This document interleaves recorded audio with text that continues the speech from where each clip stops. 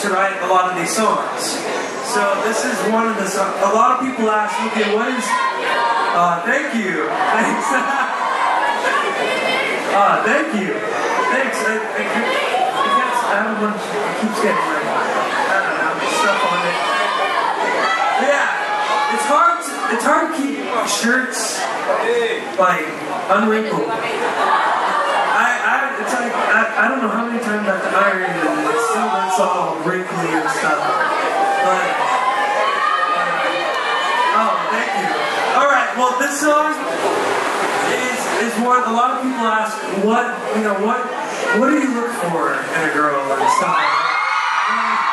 And it's like, and a lot of people are like, oh, you need love songs and stuff on the album. And it's like, well, I've never even been in a relationship, and I don't.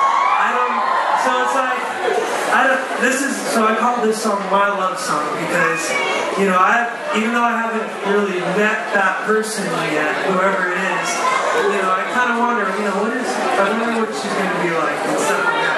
So this song